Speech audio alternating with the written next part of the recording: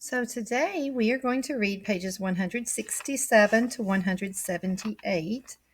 Um, when last we read, we know that Mama has been put into the county hospital because of the valley fever. She's also depressed, which means deeply saddened by the many events that have transpired lately in her life. She's lost her husband.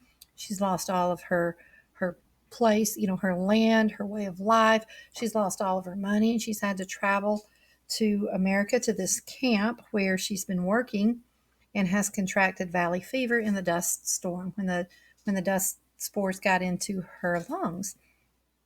So now she's in the county hospital, and Esperanza knows that she is going to need a paying job so that she can get some money to send to Abuelita, so Abuelita can come and help to make Mama well. So the last thing that happened at the top of page 167 is that Esperanza had asked Miguel, "What could I do for money?" Miguel said, "Well, my mom and Josefina are going to be cutting potato eyes for the next 3 weeks. Maybe you could do that." And Esperanza seems that she might want to do that. But she said, "What are potato eyes?" So now we are on page 167, sort of at the top. Esperanza huddled with Josefina, Hortensia, and a small group of women waiting for the morning truck to take them to the sheds. A thick tulle ground fog that hugged the earth settled in the valley surrounding them, as if they stood within a deep gray cloud. There was no wind, only silence and penetrating cold. Esperanza bundled in all the clothing that she could put on: old wool pants, a sweater, a ragged jacket, a wool cap, and thick gloves over thin gloves, all borrowed from friends in the camp. Hortensia had shown her how to heat a brick in the oven and bundle it in newspaper, and she hugged it to her body to keep warm as they rode on the truck. Since the driver could only see a few yards ahead, the truck rumbled slowly on the dirt roads. They passed miles of naked grapevines, stripped of their harvest and bereft of their leaves. Fading into the mist, the brown and twisted trunks looked frigid and lonely. Of course, those grapevines that are bare now, that all the grapes have been picked off of, they were picked clean by Alfonso and the other men who had gone to the fields to work. The truck stopped at the big packing shed. It was really one long building with different open-air sections, as long as 6 train cars. The railroad tracks ran along one side, and docks for trucks ran along the other. Esperanza had heard Mama and the others talk about the sheds, how they were busy with people, women standing at long tables, packing the fruit, trucks coming and going with their loads fresh from the fields, and workers stocking the train cars that would later be hooked to a locomotive to take the fruit all over the United States. But cutting potato eyes was different. Since nothing was being packed, there wasn't the usual activity. Only 20 or so women gathered in the cavernous shed, sitting in a circle on upturned crates, protected from the wind by only a few stacks of empty boxes. The Mexican supervisor took their names. With all the clothing they were wearing, he barely looked at their faces. Josefina had told Esperanza that if she was a good worker, the bosses would not concern themselves with her age, so she knew she would have to work hard. Esperanza copied everything that Hortensia and Josefina did. When the women put the hot bricks between their feet to keep them warm while they worked, so did she. When they took off their outer gloves and worked in thin cotton ones, she did the same. Everyone had a metal bin sitting behind them. The field workers brought cold potatoes and filled up their bins. Hortensia took a potato, and then, with a sharp knife, she cut it into chunks around the dimples. She tapped her knife on one of the dimples. "That is an eye," she whispered to Esperanza. "Leave 2 eyes in every piece, so there will be 2 chances for it to take root." Then she dropped the chunks into the burlap sack. When the sack was full, the field workers took it away. So that bit of information tells us why they are cutting potato eyes. Hortensia told her when she cuts these potatoes into chunks that she should leave 2 of those eyes, because the roots will grow from those eyes and grow into the ground, creating new potatoes. And that's the goal here, is to get little chunks of potatoes that have at least two eyes. And that way, if there's something wrong with one of the eyes, then maybe the other eye would be able to grow into the ground and produce more potatoes. At the bottom of page 169, where do they take them? She asked Hortensia. To the fields. They plant the eye pieces, and then the potatoes grow. Esperanza picked up a knife. Now she knew where potatoes came from. The women began chatting. Some knew each other from camp, and one of them was Marta's aunt. Is there any more talk of striking? Asked Josephina. Things are quiet now, but they're still organizing, said Marta's aunt. There is talk of striking in the spring when it's time to pick. We're afraid there will be problems. If they refuse to work, they will lose their cabins in the migrant camps. And then where will they live? Or worse, they will all be sent back to Mexico. How can they send all of them back? Asked Hortensia. Repatriation, said Marta's aunt. La migra, the immigration authorities, round up people who cause problems and check their papers. If they're not in order, or if they do not happen to have their papers with them, the immigration officials send them back to Mexico. We have heard that they have sent people whose families have lived here for generations, those who are citizens and have never been to Mexico. Esperanza remembered the train at the border and the people being herded onto it. She had been thankful for the papers that Abuelita's sisters had arranged. Marta's aunt said, there is also some talk about harming Mexicans who continue to work. The other women sitting around the circle pretended to concentrate on their potatoes, but Esperanza noticed worried glances and raised eyebrows. Then Hortensia cleared her throat and said, are you saying that if we continue to work during the spring, your niece and her friends might harm us? We are praying that does not happen. My husband says we will not join them. We have too many mouths to feed. And he has told Marta she cannot stay with us. We can't risk being asked to leave the camp or losing our jobs because of our niece.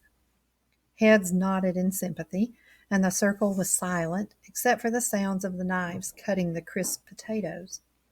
Is anyone going to Mexico for La Navidad? Asked another woman, wisely changing the subject. Esperanza kept cutting the potato eyes, but listened carefully, hoping someone would be going to Aguascalientes for Christmas. But no one seemed to be traveling anywhere near there.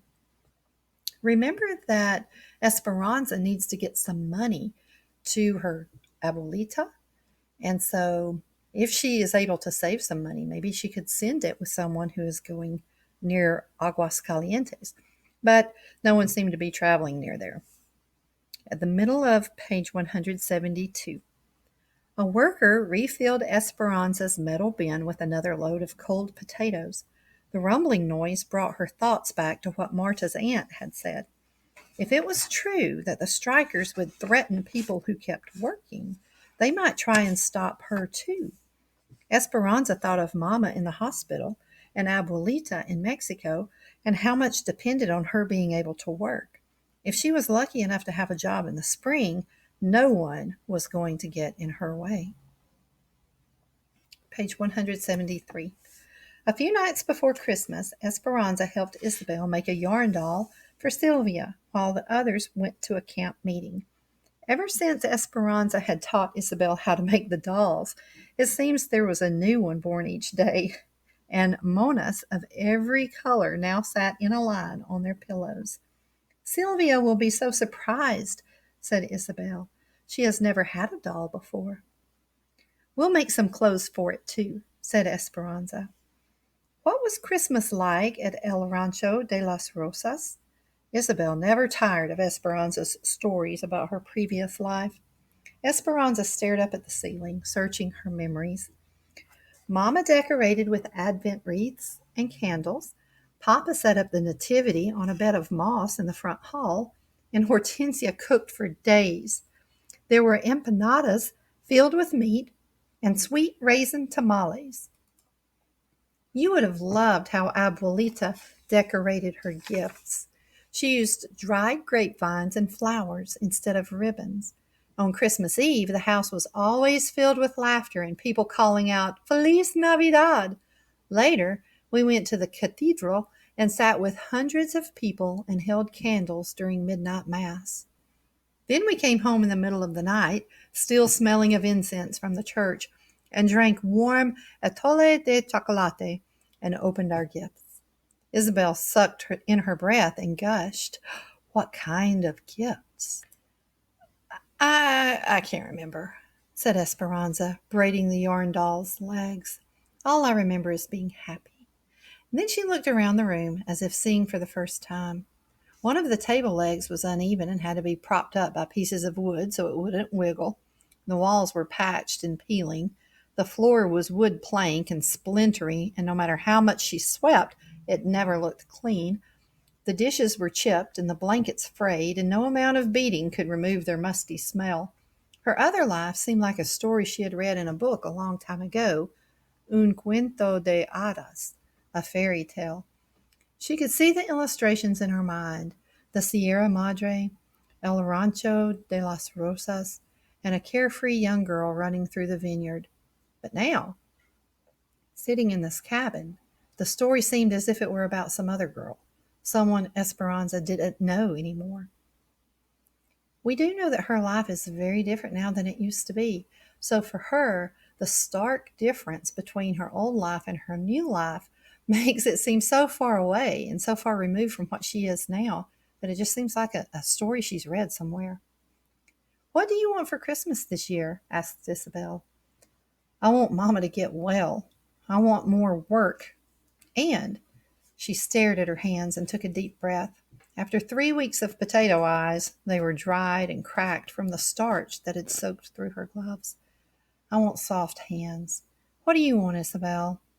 Isabel looked at her with big doe eyes and said, That's easy. I want anything. Esperanza nodded and smiled.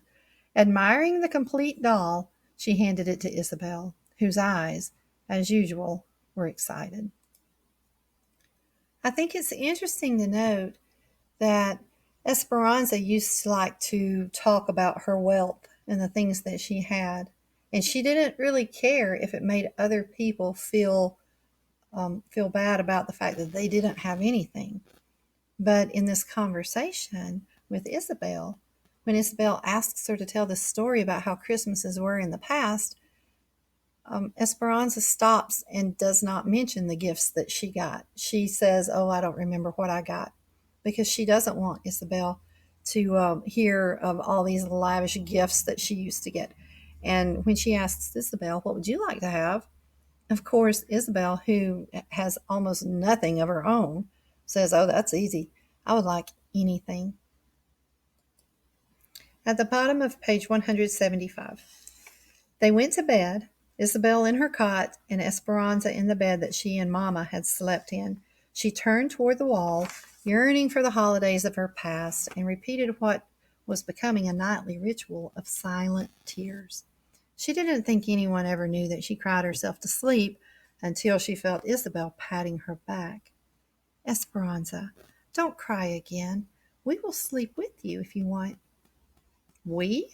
She turned toward Isabel, who was holding the family of yarn dolls. Esperanza couldn't help but smile and lift the covers. Isabel slid in beside her, arranging the dolls between them. Esperanza stared into the dark. Isabel had nothing, but she also had everything. Esperanza wanted what she had. She wanted so few worries that something as simple as a yarn doll would make her happy. On Christmas Day, Esperanza walked up the front steps of the hospital while Alfonso waited in the truck. A couple passed her carrying gifts wrapped in shiny paper. A woman hurried by carrying a poinsettia plant and wearing a beautiful red wool coat with a rhinestone Christmas tree pinned to the lapel. Esperanza's eyes riveted on the coat and the jewelry. She wished she could give Mama a warm red coat and a pin that sparkled. She thought of the gift that she had in her pocket. It was nothing more than a small, smooth stone that she had found in the fields while weeding potatoes. The doctor had moved Mama to a ward for people with long-term illnesses. There were only 4 other people on the floor, and the patients were spread out, their occupied beds scattered among the rows of bare mattresses in the long room. Mama slept and didn't wake even to say hello. Nevertheless, Esperanza sat next to her, crocheted a few rows on the blanket, and told Mama about the sheds and Isabel and the strikers.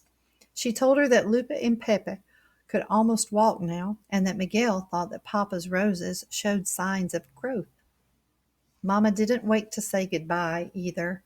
Esperanza tucked the blanket around her, hoping that the color from the blanket would slowly seep into Mama's cheeks. She put the stone on the night table and kissed Mama goodbye. Don't worry, I will take care of everything. I will be La Patrona for the family now. Patrona is a Spanish word for rock. So when Esperanza says, don't worry, I will be the rock of the family now, that means the one who takes care of the others, the one that everybody can look to and depend on to take care of them.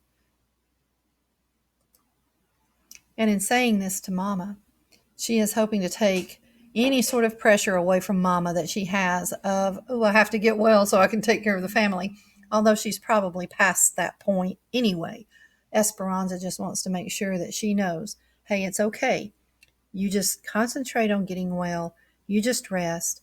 I am now the leader of this family, and I can do a good job.